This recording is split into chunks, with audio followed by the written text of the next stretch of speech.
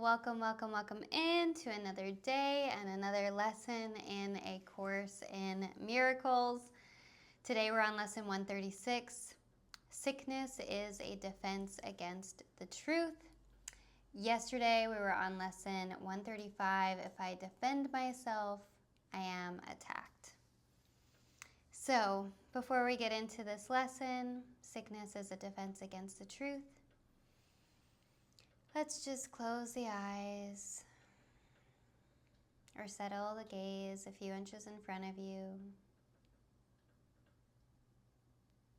and just tune in.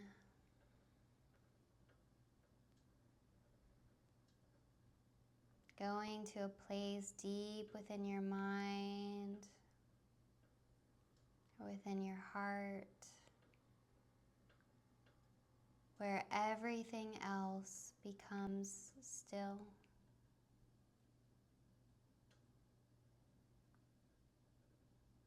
You can choose to use the breath to help you get into that deeper place within you.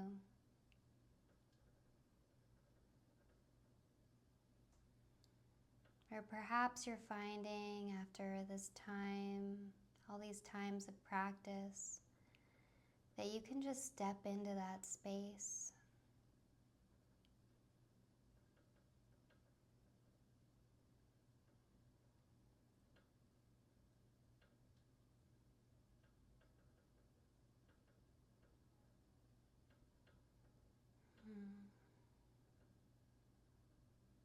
That as illusions are cleared, it makes space for what has been there all along. That deep inner quiet.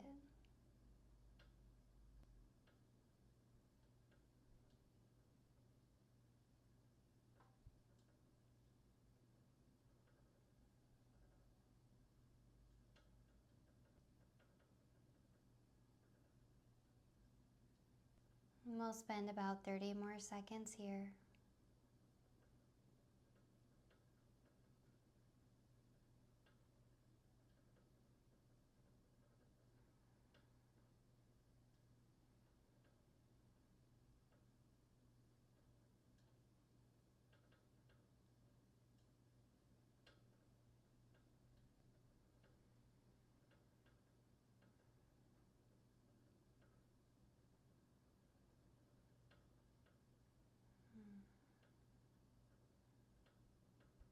We rest in God. We rest in love. We rest in truth. And as you're ready, wiggling your fingers and your toes, gently bringing your attention back to the space. As we get into sickness is a defense against the truth. So very similar to yesterday in terms of a length. So we really get some time to be with this one. So no one can heal unless we understand what purpose sickness seems to serve. For then we're going to understand as well that its purpose has no meaning. Being causeless and without a meaningful intent of any kind, it cannot be at all. When this is seen, healing is automatic. It dispels this meaningless illusion by the same approach that carries all of them to truth and then merely leaves them there to disappear. Sickness is not an accident. Like all defenses, it is an insane device for self-deception. And like all the rest, its purpose is to hide reality, to attack it, change it, render it inept, to distort it, to twist it, or reduce it into a little pile of unassembled parts. The aim of all defenses is to keep the truth from being whole. The parts are seen as if each one were whole within itself. Defenses are not unintentional, nor are they made without awareness. They are secret, magic wands that we wave when truth appears to threaten what we would believe. They seem to be unconscious because of the rapidity with which we choose to use them, like how quickly we choose to use them.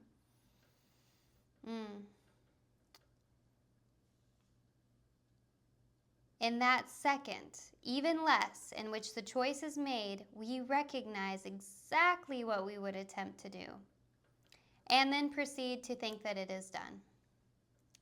Who but ourselves evaluates a threat, decides that escape is necessary, and then sets up a series of defenses to reduce the threat that has been judged as real? All this cannot be done unconsciously. But afterwards, our plan requires that we must forget that we made the plan, so that it seems external to our own intent, a happening beyond our state of mind, an outcome with a real effect on us instead of one that is affected by ourselves. It is this quick forgetting of the part that we play in making our reality that makes defenses seem to be beyond our own control. But what we have forgot can be remembered, given willingness to reconsider the decision which is doubly shielded by oblivion. Our not remembering is but a sign that this decision still remains in force, as far as our desires are concerned, that we want it to stay hidden. So don't mistake this for a fact.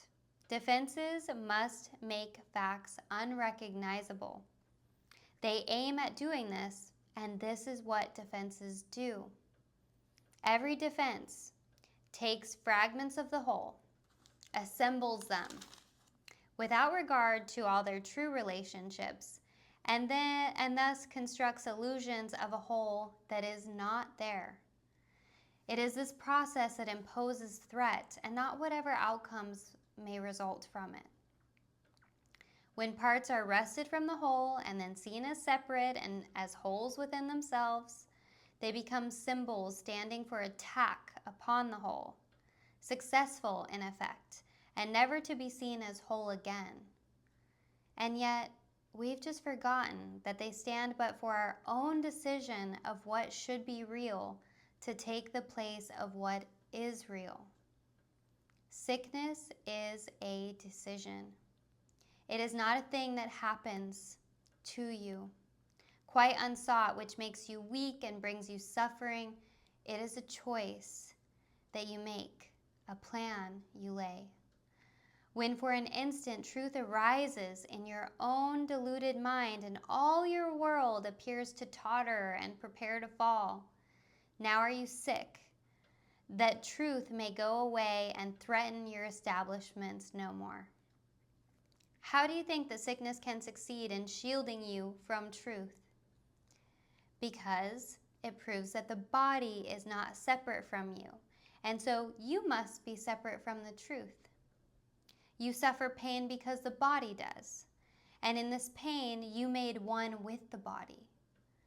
Thus is your true, and this is lowercase quotation marks, the sense of that true identity preserved, and the strange, haunting thought that you might be something beyond this little pile of dust, silenced and stilled.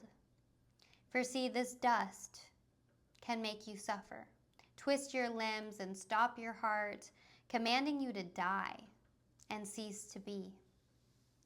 Thus is the body stronger than the truth, which asks that you live, but cannot overcome your choice to die. The truth is asking us to live, but it can't overcome our choice to die.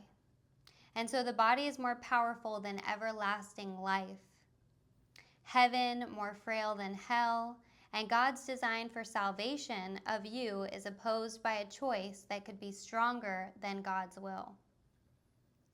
That basically God's creation, that you and I, the God's Son, God's creation is dust. And that the Father, that means that the Father is incomplete, that God's incomplete, and chaos sits in triumph on God's throne. Such is our planning. That's our planning for our own defense. And we believe that heaven quails before such mad attacks as these. With God made blind by our illusions, truth turned into lies, and all the universe made slave to laws which our defenses would impose on it. Yet who believes illusions except but the one who made them up? Who else can see them and react to them as if they were the truth? God doesn't even know of our plans to change God's will. The universe remains unheeding of the laws by which we thought to govern the universe. And heaven is not bowed to hell, and life is not bowed to death. We can but choose to think that we die. We can choose to think that we're a body. We can choose to think that we die, or suffer sickness or distort the truth in any way.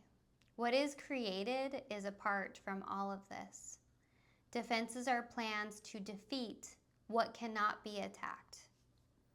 What is unalterable cannot change, and what is wholly sinless cannot sin.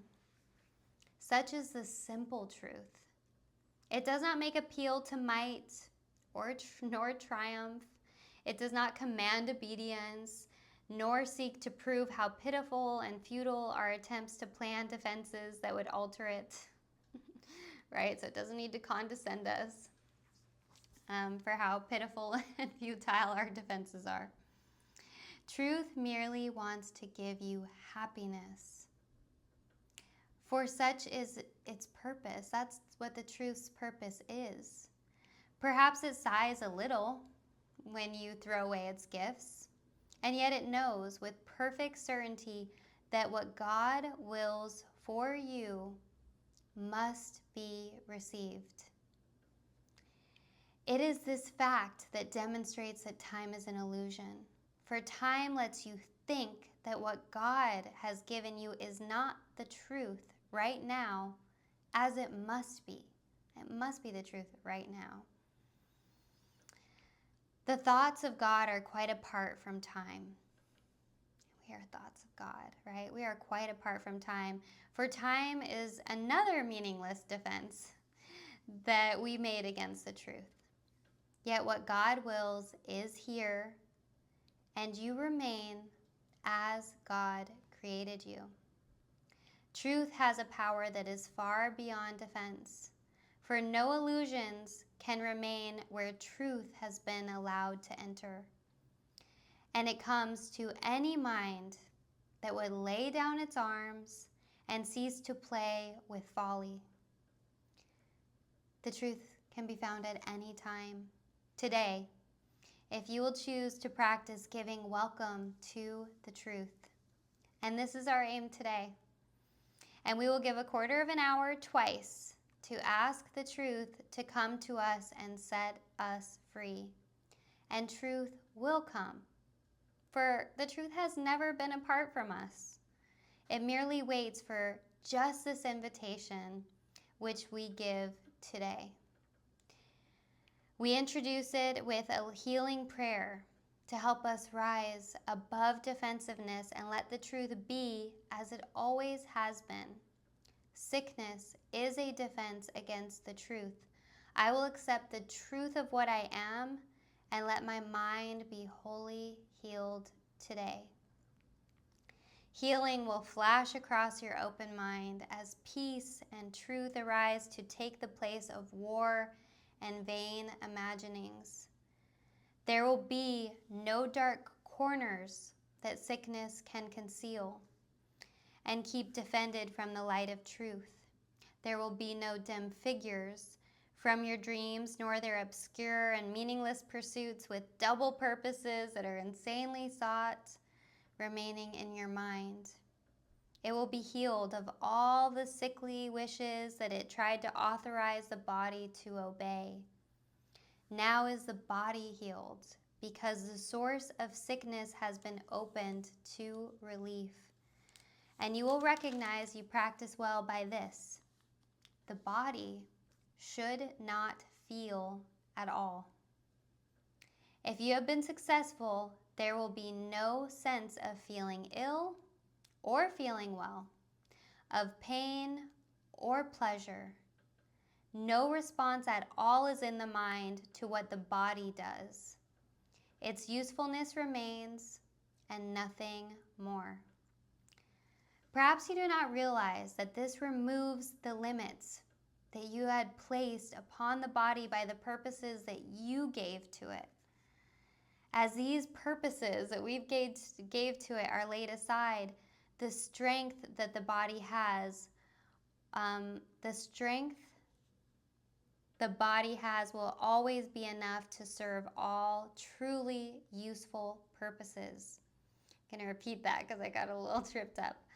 As these purposes that we've given the body are laid aside, the strength the body has will always be enough to serve all truly useful purposes.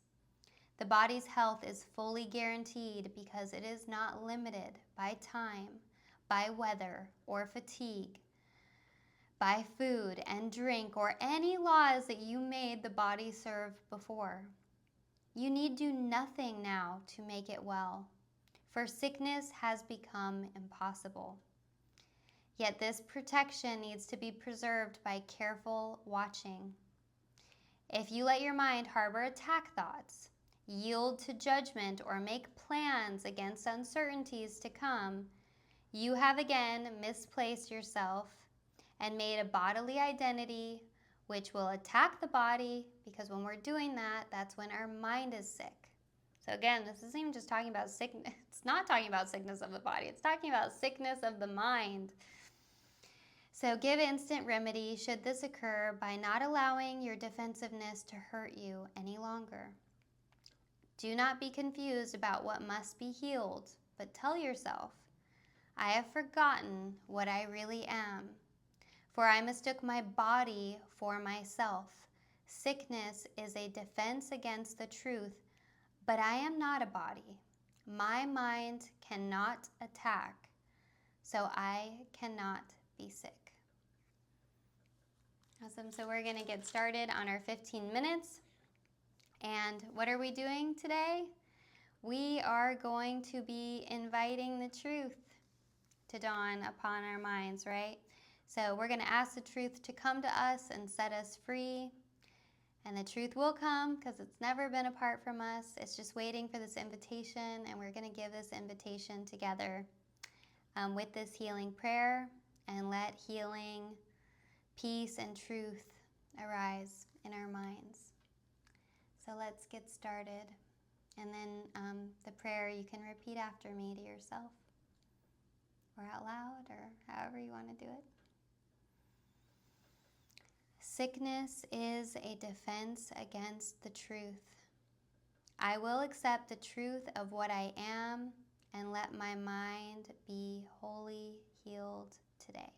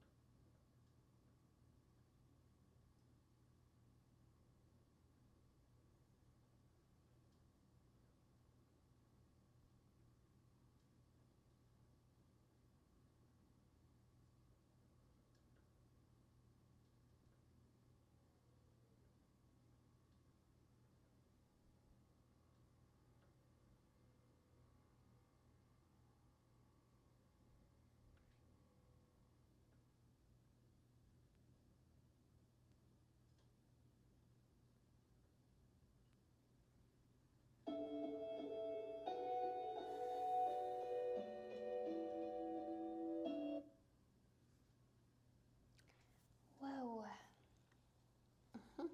That was a really, really powerful practice for me. I hope you had such an incredible time letting the truth come in to set us free. Yeah, for some reason, just like the line where it said, where was it? Where you just bring the illusions to the truth and then they disappear. I don't know if I'm going to be able to find exactly where it was.